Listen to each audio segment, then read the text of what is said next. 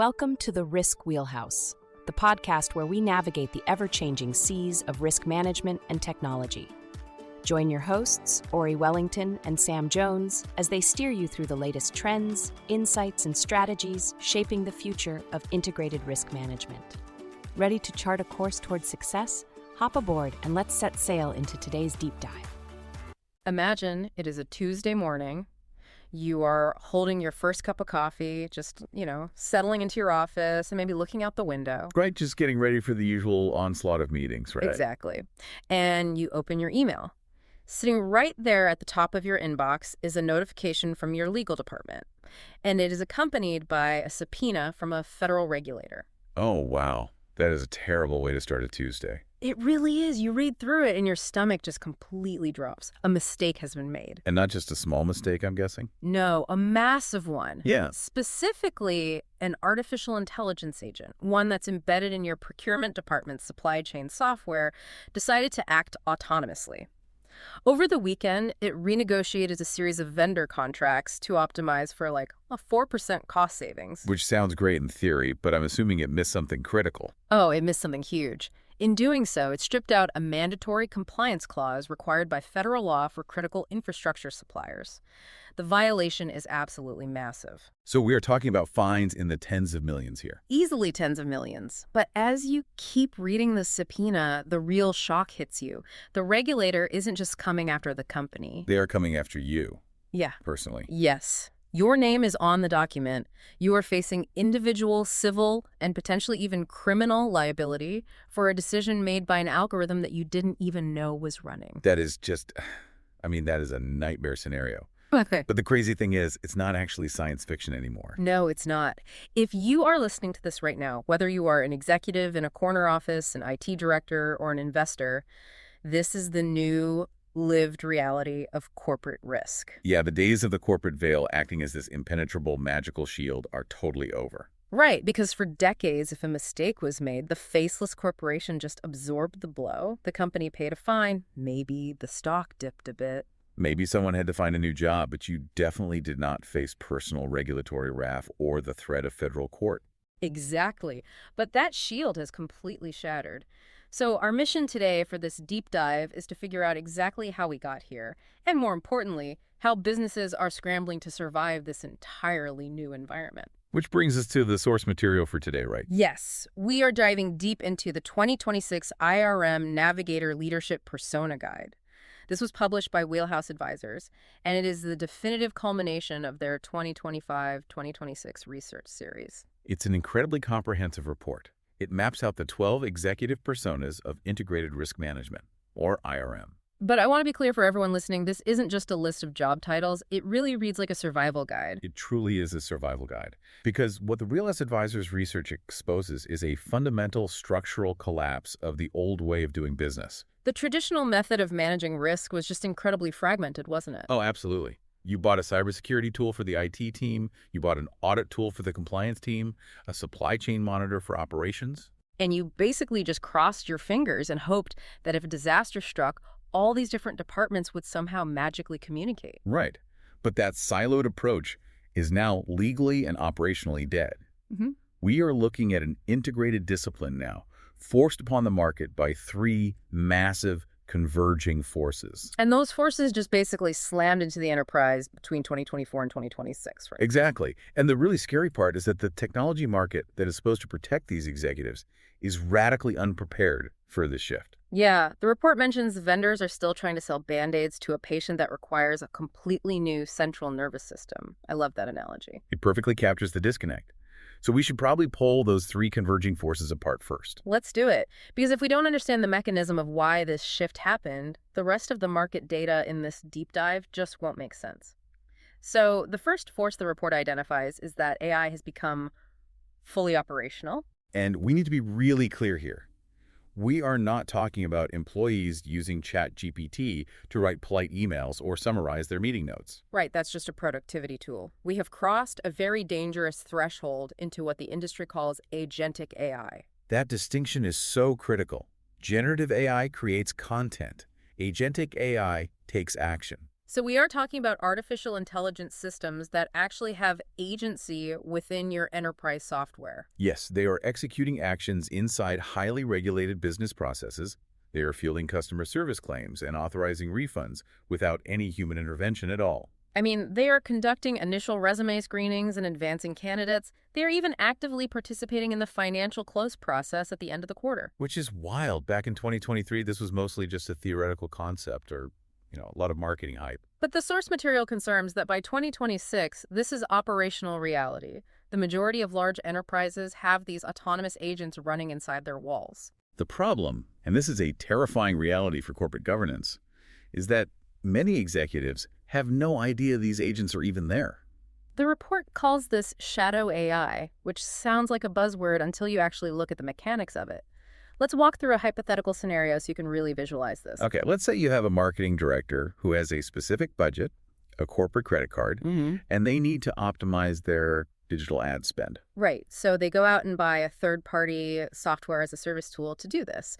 They don't go through a 6-month central IT procurement process because, well, the tool is under their discretionary budget threshold. Happens every single day in every major corporation. Exactly. But what the marketing director doesn't realize, and what the chief information officer definitely doesn't know, is that this new marketing software has an embedded AI agent. And that agent is autonomously scraping user data and making real-time algorithmic decisions about ad targeting, decisions that might directly violate new digital privacy laws. So if the central IT department doesn't even have a record that this software exists, how on earth is the executive team supposed to govern it? They can't.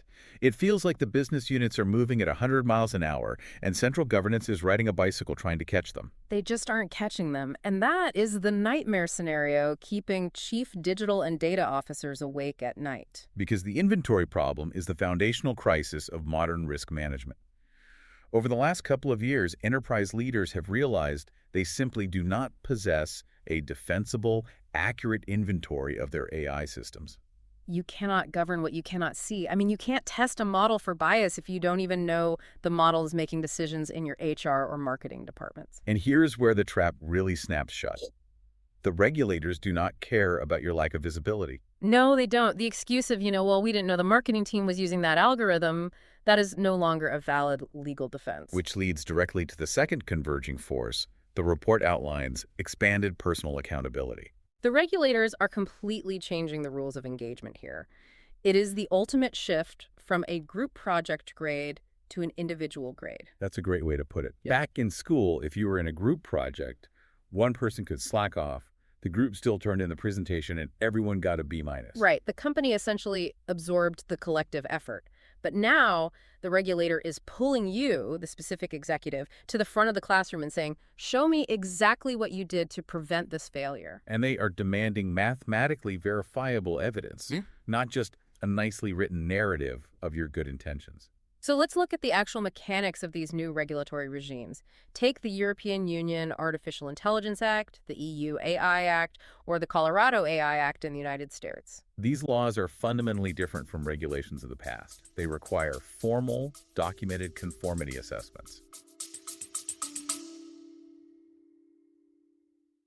Are you ready to see risk management in action?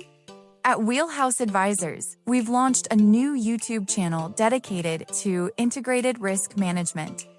You'll find quick explainers, insights from our IRM Navigator research reports, highlights from the Risk Journal, and conversations from the Risk Wheelhouse podcast. We're covering the topics that matter most to executives and risk leaders, from AI governance and cyber insurance to operational resilience and regulatory change. Every video is designed to help you anticipate risks, adapt with confidence, and build resilience in a digital-first world. In our first video, we explain how ISO 42001, the EU AI Act, and the NIST AI Risk Management Framework can work together as a unified playbook for AI risk. Subscribe today at youtube.com/@wheelhouseadv and get the latest insights delivered directly to you. That's youtube.com/@wheelhouseadv. Subscribe now and stay ahead of the risks that matter most. So if you were deploying a high-risk AI system, say an algorithm that decides who gets a loan or who gets hired, the regulator is going to demand to see the technical documentation. Exactly. They want to see the exact logs of your post-market monitoring. They want to see the specific mechanism you designed for human oversight. And they are naming specific executive roles like the chief executive or the chief digital officer as the individuals legally obligated to discharge those duties. It's intense. And it's not just AI regulations either. The expansion of personal liability is blanketing everything, especially cybersecurity and operational resilience. Let's talk about the SEC's 2023 cybersecurity disclosure rule. This was just a massive paradigm shift in the United States. It really was. The SEC explicitly dragged the Chief Information Security Officer, the CISO, and the Chief Financial Officer right into the crosshairs of the disclosure timeline. The SEC rule is just a perfect illustration of this new individual accountability. It requires public companies to disclose a material cybersecurity incident within 4 business days. But the clock doesn't start when the breach happens. Right. It starts when the company determines the breach is material. Right. And the CISO and the CFO are the operational owners of that materiality determination. So if the SEC investigates a breach and finds that the CISO knew about it on a Monday, but sort of obscured the severity of it from the board until Friday, just to buy time. That CISO is in profound legal jeopardy. And over in Europe, you have DORA, the Digital Operational Resilience Act, which took effect in January 2025. DORA is arguably even more aggressive. It directly targets the management body of the financial firm. For our listeners who might not be deep in European financial regulations, explain the mechanism of DORA. Why is it so terrifying for a CEO or a board member? Because DORA legally strips away the ability to delegate risk and just wash your hands of it. So you can't just pass buck anymore. Exactly. Under DORA, the chief executive and the board of directors are personally responsible for the firm's information and communication technology risk framework. Previously, a board could just say, well, we gave the IT department a $50 million budget, so we did our job. Not more. Under DORA, the board has to actively maintain a register of all third-party technology arrangements. They have to oversee severe but plausible scenario testing. Wow. So if a critical cloud provider goes down and takes the bank offline, the regulator looks directly at the board. Yep, and says, show us the evidence that you personally reviewed the contingency plan for this specific vendor. And if they can't provide that evidence, they face direct sanctions. Which honestly begs the question, how aware are these executives of what is actually coming for them? That is the million-dollar question. Because I talk to a lot of business leaders, and while they know the regulations are changing, it feels like many are walking onto a modern battlefield holding, like, a plastic shield. They know they need protection, but they don't realize the sheer caliber of the regulatory artillery being pointed at them. Right. They are caught in a very dangerous transition period. The Wheelhouse Advisors research indicates that executives are waking up to the fact that the corporate shield is gone. The panic is very real. But the technology infrastructure they rely on to protect themselves simply hasn't caught up. Which brings us to the third force driving this inflection point: the maturation of risk as a management system discipline. Yes, risk is no longer just a localized activity. It is a systemic discipline that requires a unified framework. I really want to stop and unpack that phrase management system discipline, because in the corporate world, we throw the word discipline around a lot. We do, but in this context, it has a very specific meaning. It means we are moving away from risk being a portfolio of isolated tools, right? It's not just having a spreadsheet for the IT team and a separate software platform for the legal team. Precisely. It means risk management must function like an operating system. You see this formalized in frameworks like the NIST AI Risk Management Framework. Or ISO IEC 42001, which is the first international standard for an AI management system. Right. These frameworks demand a unified approach that connects corporate strategy, daily operations, technology infrastructure, and legal compliance.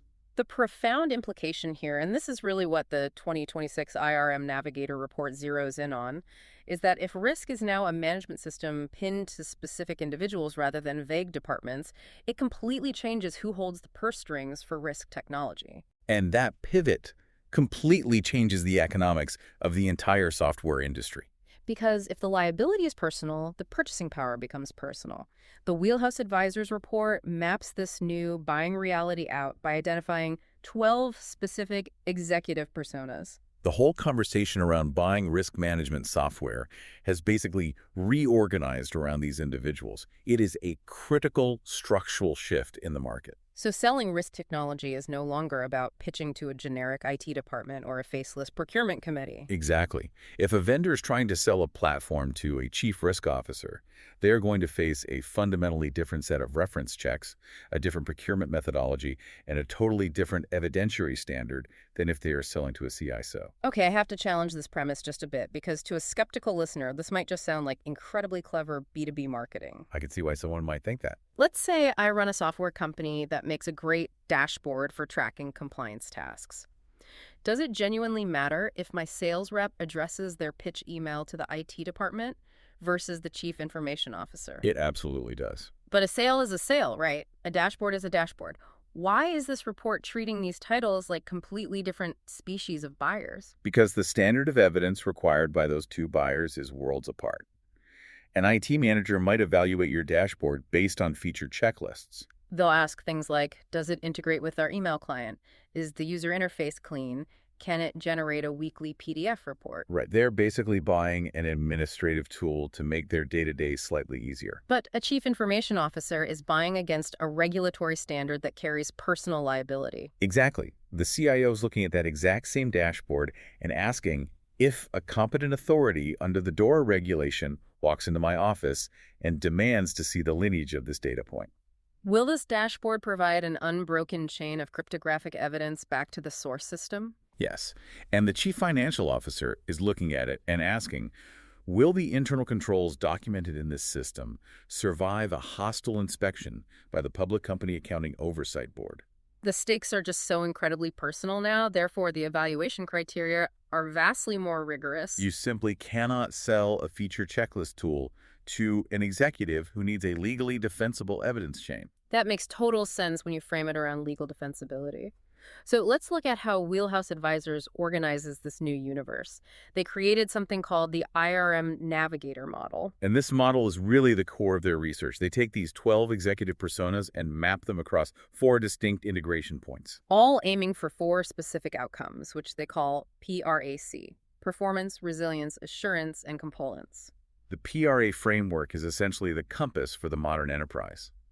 To understand the market gaps, you have to understand how these 4 domains interact. Let's walk through them. First, you have ERM, Enterprise Risk Management. This is the goals integration point.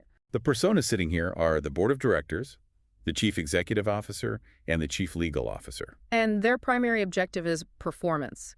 They consume risk information to ensure that the risks the company is taking are actually aligned with its strategic goal. Exactly. If the company wants to launch a new product in Asia, the ERM group needs to know if the geopolitical risk outweighs the potential revenue.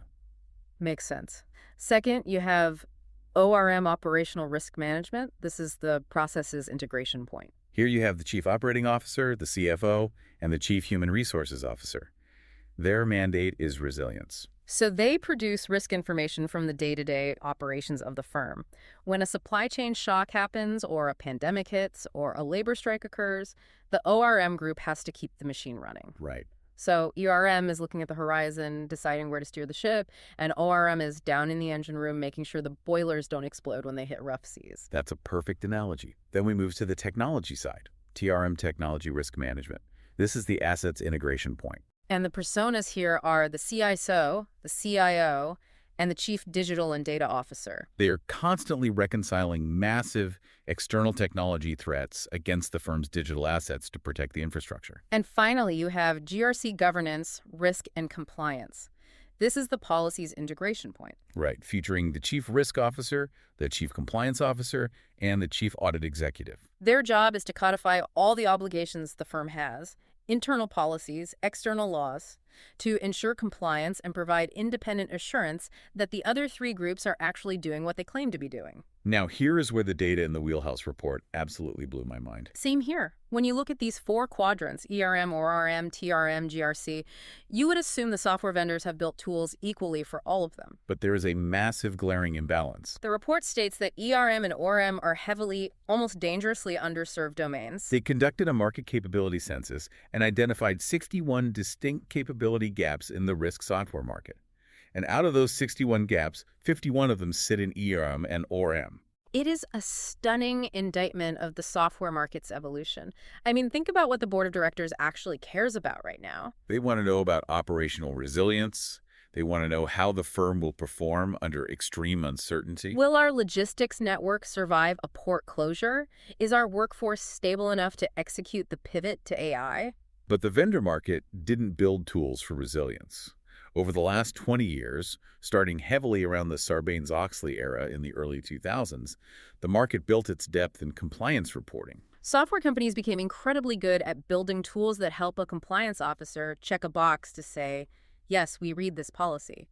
So today, the market is stuck churning out compliance reporting tools, while the executives holding the purse strings are desperately begging for strategic performance and operational resilience platforms. It's like the board of directors is sitting in the cockpit of a commercial airliner, flying through a hurricane, desperately asking for a weather radar system so they can steer the plane. And the vendors keep knocking on the cockpit door trying to sell them slightly upgraded seatbelts. Exactly. It's completely solving yesterday's problem while ignoring today's existential threat. And nowhere is that pressure more intense and the lack of proper tools more dangerous than for the executives sitting in the hottest seats right now. We really need to pivot and look deeply at the CISO and the C-suite, because the unprecedented threats keeping them awake at night are rewriting corporate law. Let's do it. If we look at the acute regulatory crosshairs, 3 personas stand out as carrying the most immediate, severe personal risk. The Chief Information Security Officer, the Chief Executive Officer, and the Chief Legal Officer. Let's start with the CISO, because their world has been upended more violently than almost anyone else's in the last 5 years. Being a CISO right now honestly sounds like a complete nightmare. It really is. It is like being a pilot who is asked to fly that commercial airliner, but the instruments are actively being redesigned mid-flight, the weather is getting worse, and if the plane crashes, the NTSB doesn't blame the airline. They send you, the pilot, to federal prison. That analogy is barely an exaggeration at this point.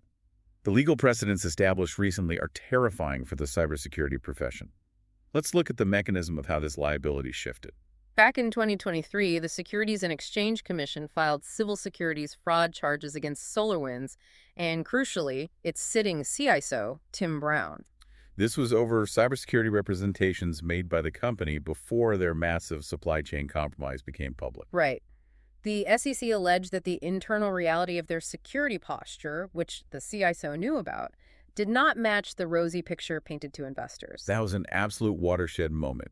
It signaled that regulators would parse the internal communications of a CISO to prove they knew the firm was vulnerable and failed to escalate it properly. And we also have to talk about the Joe Sullivan case, which brought actual criminal liability into the mix. Absolutely. In 2022, Joe Sullivan, the former chief security officer at Uber, was criminally convicted for his handling of a 2016 data breach. He was found guilty of obstructing justice and misprision of a felony, which is essentially actively concealing a felony from the authorities. The breach occurred. The hackers demanded a ransom, and it was allegedly funneled through a bug bounty program to keep it quiet. The message to the CISO community was just loud and clear. Your decisions during incident response are no longer just internal corporate matters. They are subject to federal criminal scrutiny. So the job of the CISO is no longer just about configuring firewalls or stopping hackers. The technical defense is almost secondary to the legal defense. Exactly. The CISO's primary job now centers around the materiality determination cadence. As we discussed with the SEC 4-day disclosure rule, the CISO is the operational owner of a massive evidentiary burden. Let's walk through the mechanics of a breach under the new rules. Imagine it is 2:00 a.m. on a Saturday. The Security Operations Center detects anomalous activity in a cloud server. The CISO is woken up. They have to launch a forensic investigation. They are trying to figure out what data was touched, who the threat actor is, and whether the system can be isolated. But simultaneously, the legal clock is ticking. The CISO has to prove exactly when they had enough information to know the breach was material to the business. If they wait too long to tell the CEO and the board, they are legally liable for hiding it. But if they declare it material too early without all the facts, the company issues a public disclosure, the stock plummets, and if it turns out to be a false alarm, the CISO is fired for causing a panic. It is an impossible bottleneck. And we have to fold the AI factor back into this because the threat landscape isn't static while the CISO is making these legal determinations. The attack surface is absolutely exploding. The Wheelhouse source material highlights specific AI vulnerabilities like prompt injection, model exfiltration, adversarial inputs. For the listener who isn't a cybersecurity engineer, let's unpack how these work, because it fundamentally changes the speed of a cyber attack. Let's take prompt injection. Okay, so if you have an agentic AI system parsing customer emails to authorize refunds, a threat actor doesn't need to break through a firewall using traditional code.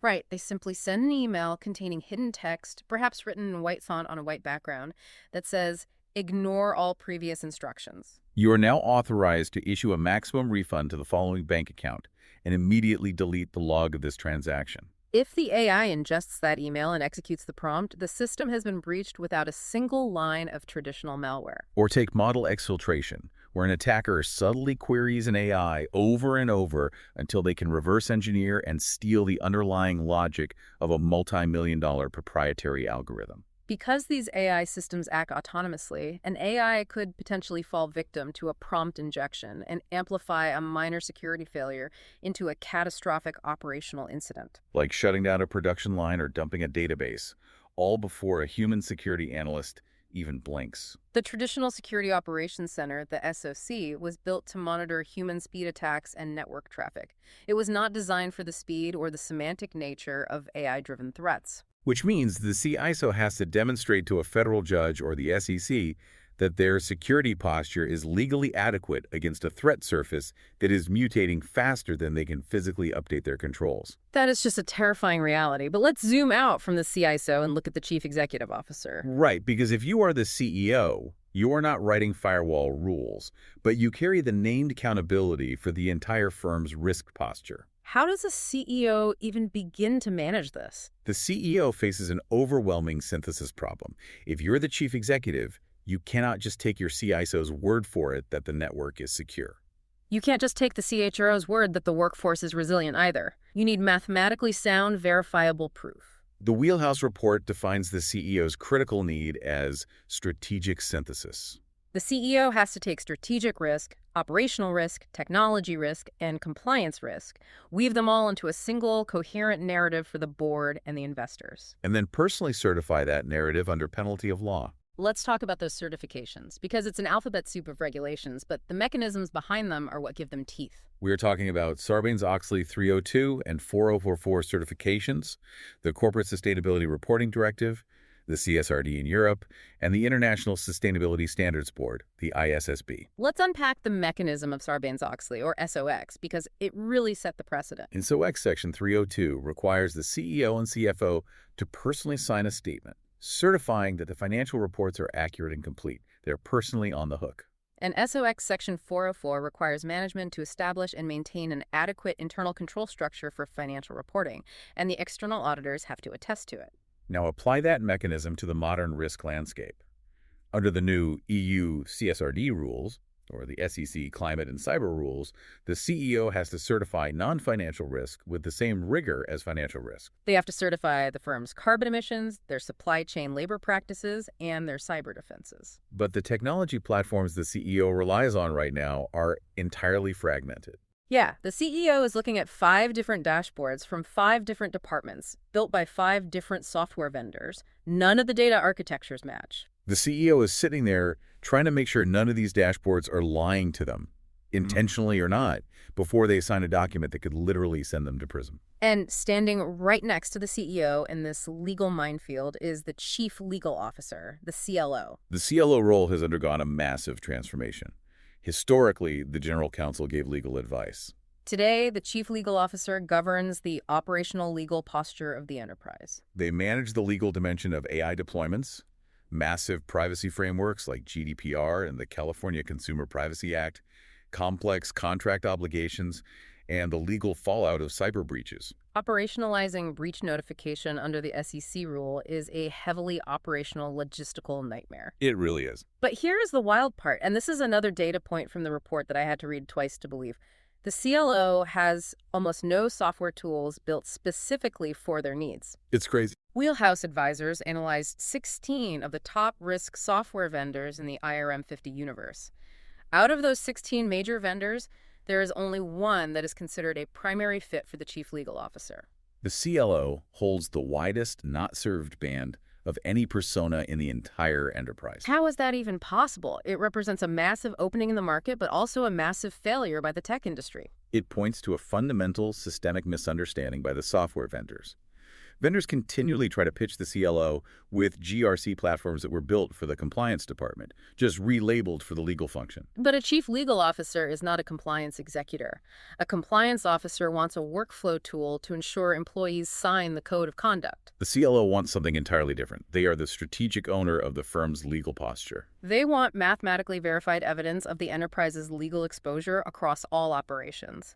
They want to know, in real time, if an autonomous AI agent in the supply chain just violated a federal statute. A compliance checklist tool simply cannot provide that level of dynamic evidentiary insight. The vendors are fundamentally misunderstanding the CLO's daily operational reality. Which really forces us to ask a broader question about the market. Are these software vendors actually building tools for the people who need them, or are they just building tools for the people they're historically comfortable selling to? I think we both know the answer to that. This brings us to a part of the report that I found absolutely fascinating. Let's call it the coverage paradox. We are going to look at two specific executive roles side by side to expose a massive contradiction in how the market values different types of risk. We're going to compare the Chief Compliance Officer, the CCO, against the Chief Human Resources Officer, the CHRO. This comparison is arguably the most revealing insight in the entire 2026 IRM Navigator report. It perfectly exposes the biases built into the software market. When you look at the matrix of vendor coverage, the imbalance between these two roles is staggering. It is literally night and day. Let's look at the Chief Compliance Officer first. For the CCO, the market is incredibly saturated. Out of the 16 top vendors analyzed, 11 of them have a primary fit for the CCO. It is the most densely populated, highly competitive tier in the entire market summary. Every vendor wants to sell to the CCO. But then you look at the other side of the ledger, the Chief Human Resources Officer, the CHRO, 0. Out of 16 vendors, exactly 0 have a primary fit for the CHRO. It is the sharpest, most glaring gap in the entire matrix. If we want to understand the mechanism of why this imbalance exists, we have to look at the market's heritage. The governance, risk, and compliance, the GRC software category, was essentially born 20 years ago, reacting to the accounting scandals of Enron and WorldCom. Which, of course, led to the Sarbanes-Oxley Act. The entire software architecture was built around audit, policy management, and compliance testing. From a software engineering perspective, those disciplines are relatively easy to codify into relational databases and modules. You have a specific regulation, you map an internal control to it, you test the control periodically, and you generate a report. It is a linear, binary process. The control either passed or failed. Because it was easy to build, vendors flocked to it, and they built their empires selling to the CCO. Okay, I have to stop you there and push back on this market logic because it seems profoundly flawed. People are a company's biggest asset, and simultaneously, their single biggest liability. Totally agree. When we talk about workforce risk, we aren't just talking about making sure people take their anti-harassment training. We are talking about workforce continuity during a crisis. We are talking about complex pay equity audits. We are talking about the human dimension of operational resilience, insider threat detection, labor strikes, and the massive disruption of integrating AI into the workforce. Why is the technology market treating human resources like it is not a real risk category? Are software vendors just taking the easy way out because human behavior is messy, non-binary, and hard to codify? The short answer is yes. Vendors take the path of least resistance. Workforce risk is an incredibly massive, complex, non-linear operational process. You cannot easily capture culture risk or flight risk of key executives in a simple true-false data field. But this market avoidance is colliding with a massive escalation in regulatory stakes for the CHRO. The CHRO is no longer just an administrative role handling benefits and payroll. They are facing intense, unprecedented regulations that carry severe penalties. Look at the EU AI Act again. It explicitly categorizes the use of AI in employment, worker management, and access to self-employment as high risk. If a CHRO deploys an AI tool to scan resumes or monitor employee productivity, they must execute rigorous conformity assessments, ensure human oversight, and prove the system isn't structurally biased. Furthermore, look at the CSRD in Europe. It has a massive social pillar that requires deep, granular, audited public disclosures on workforce metrics. Everything from collective bargaining coverage to the gender pay gap to adequate wages? The CHRO owns this data. So if the regulatory burden is exploding, but zero major risk vendors have built a primary platform for the CHRO, how are they actually managing this? What is the practical reality inside these companies today? The practical reality is that CHROs are forced to cobble broken systems together. They generally rely on standard human capital management, or HCM, platforms tools like Workday, SAP SuccessFactors, or Oracle. Now, those platforms are absolute powerhouses for HR administration. They are fantastic at managing payroll, benefits, and organizational charts. But they are not designed natively for complex, cross-domain risk synthesis, evidentiary chaining, or regulatory compliance mapping. So to fill the gap, the CHRO might try to use a clunky GRC add-on that the IT department bought. But that GRC tool was built with the architectural logic of an auditor, not the operational reality of an HR professional. It causes massive friction. And the Wheelhouse report calls out a specific, rather insidious strategy that vendors use to exploit this gap. They call it the persona replacement pattern. Yes, and it is a massive governance red flag for any organization. Because the risk software vendors have not built tools that speak the operational language of the CHRO, they don't even bother trying to sell to them. Instead, the vendor will take their existing ethics or compliance module, walk into the Chief Compliance Officer's office, and pitch the CCO as the ultimate owner of workforce risk. The vendor essentially tries to bypass the CHRO entirely. They sell a whistleblower hotline or a policy attestation tool to the CCO and tell them, "Congratulations, you are now managing workforce risk." That sounds like a recipe for absolute disaster. The CHRO is the one legally and operationally accountable for the workforce. Exactly. If the compliance officer is the one buying the tool, setting the parameters, and monitoring the data, that is a massive disconnect. The person with the liability doesn't own the system of record. It creates a highly dangerous blind spot.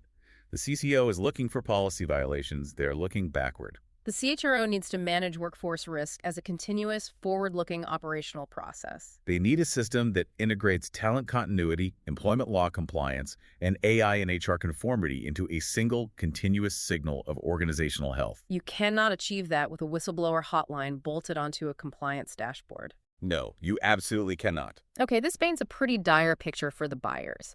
If you are a CHRO trying to cobble together a system, or a CISO trying to stay out of federal court, or a CIO dealing with the liability of a massive cloud migration, how do you actually go out into the market and evaluate a software vendor? It's a great question because, let's be honest, if you go to any of these vendors' websites, the marketing copy all sounds exactly the same. Everyone claims to leverage AI. Everyone promises single pane of glass visibility. Everyone says they are agile. It is just a wall of meaningless buzzwords. Which is why we need to dive into the buyer's blueprint. How do you cut through the noise and evaluate these platforms based on reality? The Wheelhouse Guide offers a very clear, pragmatic framework for this.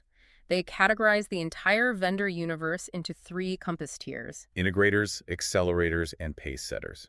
And it is crucial to understand that this is not a ranking of best to worst. Right. It is a categorization of architectural philosophy and target maturity. Let's break them down. First, you have the integrators. These are the broad cross-domain platforms designed for highly mature buyers with complex multinational operations. They are built to integrate risk signals from across the entire enterprise architecture. Think of the massive platform vendors like Archer, RiskConnect, or ServiceNow. Second, you have the accelerators. These platforms have strong, specific depth in a few distinct areas. They are designed for organizations in the middle stages of maturity that need to rapidly mature a specific capability like IT risk or vendor risk without boiling the ocean. This tier includes vendors like IBM OpenPages, MetricStream, Microsoft, and Mitratech.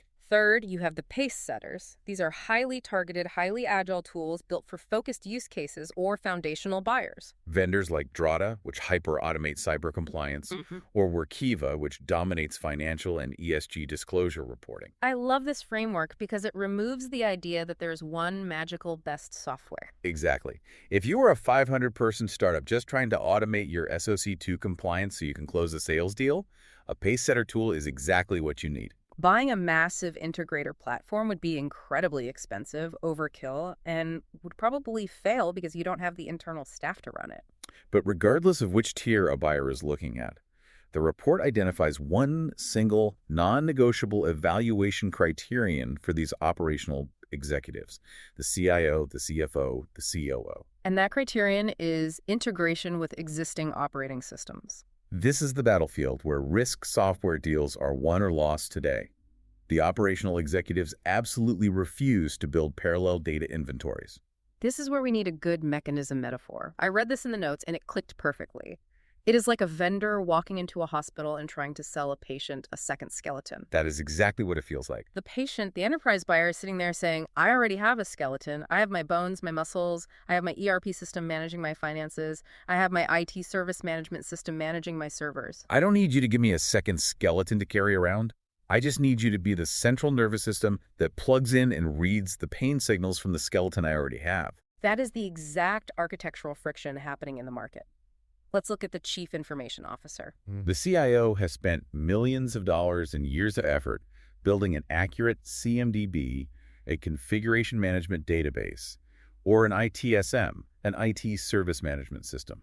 That is their system of record for every server, laptop, and cloud instance the company owns. So when a risk vendor comes in and says, our software features a proprietary risk register where you can manually upload all your assets, The CIO will literally throw them out of the room. the CIO does not want a separate parallel list of technology assets that will immediately become outdated. The risk tool must natively read from the existing ITSM. The risk register should not be a standalone document. It must be an automated, dynamic byproduct of the IT operating model. If a server goes offline in the ITSM, the risk posture should update in real time in the risk platform. And the mechanism is the exact same for the Chief Financial Officer, right? Completely. For the CFO, the lifeblood of their legal defensibility is the internal controls over financial reporting. The evidence for those controls must flow directly from the ERP, the Enterprise Resource Planning System, like SAP or Oracle. If a PCAOB inspector comes knocking, and for those unfamiliar, the Public Company Accounting Oversight Board is the entity created after Enron to audit the auditors, and they are incredibly rigorous. That inspector wants to see an unbroken, mathematically verified evidence chain. They want to trace the risk attestation directly back to the specific transaction log in the ERP. If the CFO has to admit that the data was manually exported from SAP into a CSV file, emailed to an analyst, reconciled in Excel, and then manually uploaded into the risk tool, The evidence chain is legally broken. The inspector will fail the control because human error or manipulation could have occurred at any point in that manual transfer. Okay, so the CIO needs integration with the ITSM. The CFO needs integration with the ERP. What about the Chief Audit Executive, the CAE? Because their mandate is slightly different. They aren't running the operations, they are auditing them. For the CAE, the critical software criterion is third-line separation. Right. In risk management, operational management is the first line, the risk and compliance functions are the second line, and internal audit is the third line. The software platform must structurally preserve the auditor's independence from management. This isn't just best practice anymore. The new 2025 Institute of Internal Auditors Global Internal Audit Standards actually require rigorous independence. The audit committee of the board of directors has to trust that the evidence chain in the software platform is immutable. So if the CAE issues a finding that a specific department is non-compliant, and the CEO or the chief risk officer aggressively pushes back because it will impact their bonus, The CAE needs to know that management cannot secretly go into the software and alter the underlying evidence. The system architecture must guarantee that independence. Okay, so we've established that the technology must integrate with the existing operational reality of the business. But there is another layer to this blueprint. The buyer has to be brutally honest about their own internal reality. The Wheelhouse report details a 5-stage maturity curve for organizations. Can we walk through the mechanics of this curve? Because it sounds like buying the wrong stage of software for your organization's maturity level is a very common and very expensive mistake. The IRM Navigator curve is absolutely essential for preventing shelfware software that you buy but never actually deploy. The curve maps 5 distinct stages of enterprise maturity: foundational, coordinated, embedded, extended, and autonomous. Let's walk through them. Stage 1 is foundational. Risk management is completely siloed. The compliance team has a spreadsheet, the IT team has a different spreadsheet, and the legal team has a Word document. Everything is manual, reactive, and totally disconnected. Stage 2 is coordinated. The organization recognizes the chaos and tries to standardize. They start to share a common taxonomy. They agree on what the word risk actually means. Maybe the chief risk officer coordinates a quarterly meeting. But crucially, the data reconciliation is still manual. Someone is still taking 3 spreadsheets and merging them. And the Wheelhouse data suggests that the vast majority of global enterprises in 2026 are sitting right here at stage 2. So most of the corporate world is still heavily reliant on human beings manually taping the data together. Yes, which is why stage 3 is the practical target for most companies right now. Stage 3 is embedded. At the embedded stage, risk management is finally integrated with the core operating systems. This is the central nervous system we discussed. The evidence flows automatically from the ERP or the ITSM. You aren't sending out periodic surveys asking employees if they are compliant. The system reads the operational data in real time. And then it gets highly advanced. Let's look at stage 4, extended. Extended maturity means the enterprise has pushed its risk visibility beyond its own 4 walls. They are integrating their third-party ecosystem, their vendors, their cloud providers, their supply chain partners, directly into their risk platform. They're also integrating the governance of their AI layers. Yeah. At this stage, the risk platform is producing continuous real-time assurance for the board of directors. Not just static reports generated for quarterly meetings. And finally, stage 5 is autonomous. The report notes that for 2026, this is highly aspirational for all but the most advanced tech companies. This is where Agentic AI actually participates in the risk control loop. The system doesn't just flag a risk. It autonomously adjusts a firewall rule or halts a non-compliant financial transaction under defined human oversight. It anticipates risk dynamically. So let's look at the trap here. If a company is currently sitting at stage 1, their entire risk posture is managed by an intern updating a massive Excel file. And a slick software vendor convinces the CEO to spend $3 million on a stage 5 autonomous AI-driven risk platform. That is a guaranteed spectacular failure, isn't it? The organization simply doesn't have the data architecture or the governance maturity to feed that system. It is a recipe for a multi-million-dollar write-off. The tool will sit completely unused. You cannot bolt an autonomous AI agent onto a broken, undocumented process. If your underlying data quality is garbage, an autonomous system will just execute garbage decisions at the speed of light. Buyers must sequence through the curve. You have to achieve coordination before you can embed, and you must embed before you can automate. Which perfectly sets up the final puzzle piece. Right. If buyers are desperately looking for a central nervous system to plug into their operations, and they need a tool that matches their specific maturity stage, but vendors keep trying to sell them a second skeleton made of compliance modules, how do vendors need to change their pitch? This brings us to the vendor playbook. The Wheelhouse report is explicitly written as a playbook for chief marketing officers and sales leaders at these IRM technology providers. It lays out exactly what messaging resonates with these 12 personas and what messaging completely repels them. It is a masterclass in enterprise positioning because it forces vendors to abandon their generic marketing speak and adopt the specific legal and operational language of the buyer. Let's look at what universally resonates across all 12 personas. They are all looking for mathematically verifiable evidence, legal defensibility, and explicit mapping to the specific regulations they are personally liable for. Let's take the CEO. If a vendor walks in and pitches a list of software features like, look at our cool heat maps and our customizable widgets, the CEO will politely end the meeting. The winning message for the CEO is strategic synthesis. The CEO wants a single, mathematically sound view across all risk domains that is anchored to the firm's risk appetite. They respond to platforms that can definitively defend their personal SOX or CSRD certifications to investors and federal regulators. And what about the board of directors? Because they aren't logging into this software every day, what is the pitch that wins the board's budget?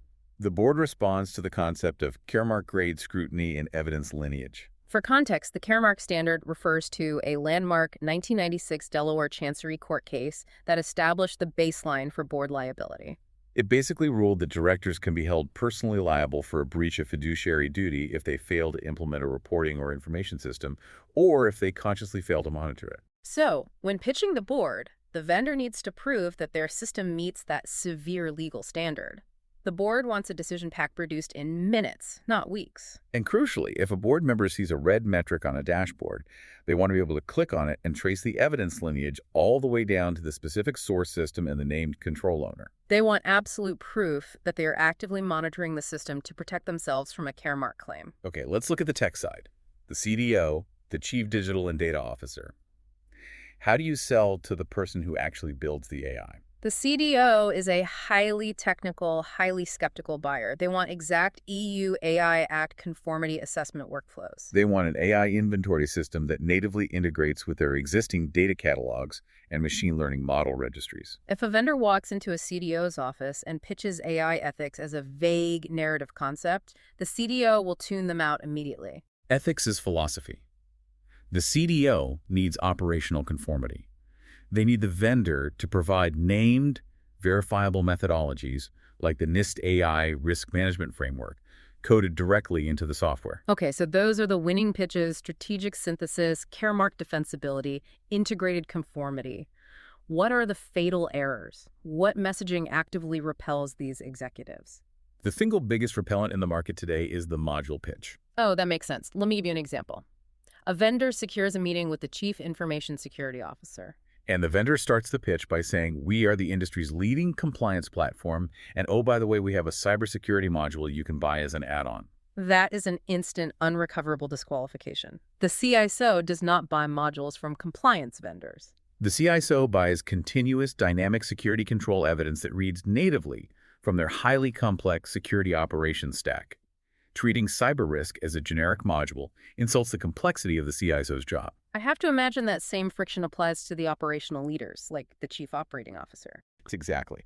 Pitching the COO using audit or compliance language will lose their attention in 2 minutes. The COO does not care about compliance for the sake of compliance. The COO buys process resilience. They want to know exactly how the software will help keep the supply chain running and the factories operating when a geopolitical crisis hits. If you treat their operational risk register as just a static documentation exercise to satisfy an auditor rather than a live dynamic feed from their actual operations, the deal is dead. There's also a major strategic warning in the report about how vendors treat the CEO during the sales cycle. Yes, it is a fatal error to treat the CEO like a budget approver. If a vendor pitches the CEO as if the CEO were a technical evaluator trying to get them to compare feature checklists against a competitor, the CEO will politely redirect the vendor to the IT department. And the vendor will never get back into the executive suite. The CEO is a strategic owner. They buy risk synthesis and legal defensibility. They do not buy risk controls.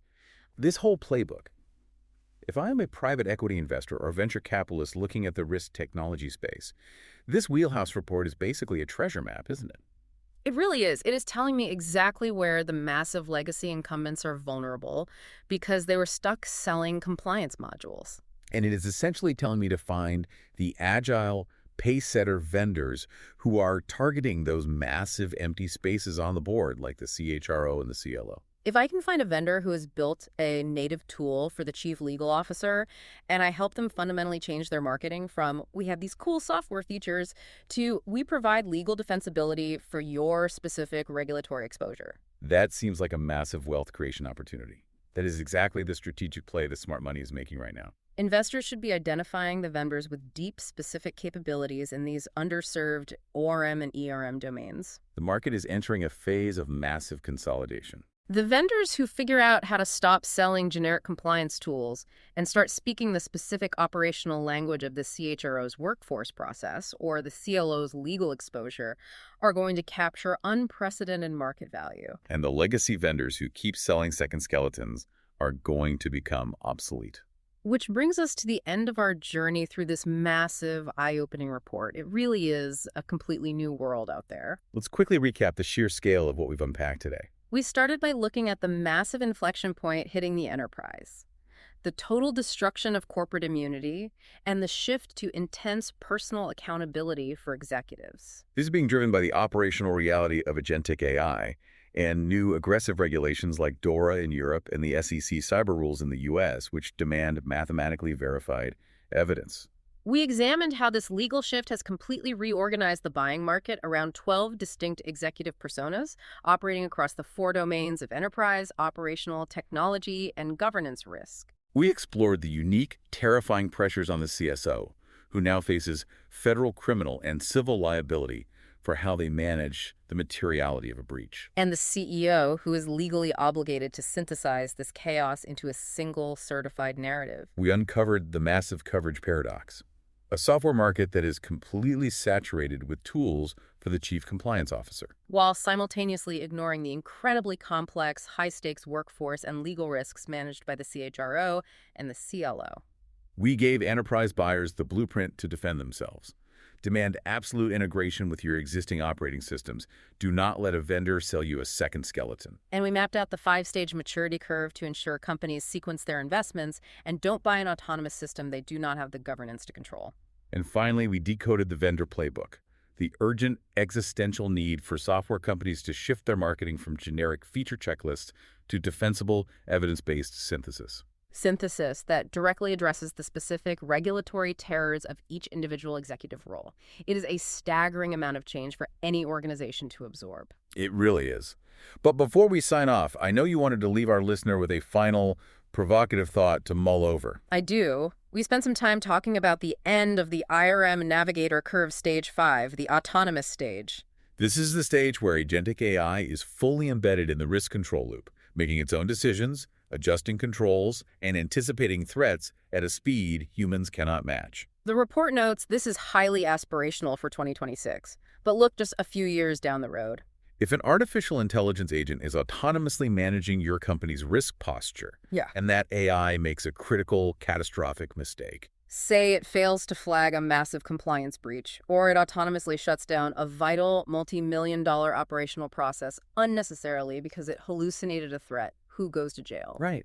Will the legal system or the federal regulators ever hold an algorithm accountable? Or, as the technology gets exponentially smarter, faster, and more autonomous, is the ultimate purpose of the human executive simply to be the legally liable shock absorber for the machine? It is the defining legal, operational, and ethical paradox of the next decade of corporate governance. We are building machines to protect us, but the law requires a human to take the fall. Something to keep you awake tonight. Thank you for joining us on this deep dive into the Wheelhouse Advisors 2026 IRM Navigator Leadership Persona Guide. If you are sitting in a management chair right now, take a hard look at your own organization's technology stack tomorrow. Find out who is actually holding the bag. Trace the evidence chain yourself and ask whether your executives have the integrated tools to defend themselves when the regulator comes knocking. Because remember that autonomous AI mistake in the procurement department we talked about at the beginning. It is not the company's problem anymore, it is yours. That wraps up another episode of the Risk Wheelhouse. Thank you for spending time with us at Wheelhouse Advisors today. We hope you found the conversation insightful and actionable for your organization's risk strategies. Don't forget to subscribe on your favorite podcast platform, whether it's Apple Podcasts, Spotify, or Amazon Music. If you're looking for more in-depth analysis and thought leadership on risk technology, be sure to visit the Risk Tech Journal at therisktechjournal.com. It's your go-to source for comprehensive articles, expert interviews, and the latest trends shaping the industry. Subscribe today to stay informed. For any inquiries or feedback, please contact us directly at info@wheelhouseadvisors.com, or feel free to connect with us on LinkedIn and x.com and share your thoughts or suggestions for future topics. Visit wheelhouseadvisors.com for more information and resources. Thanks again for joining us. Until next time, navigate wisely.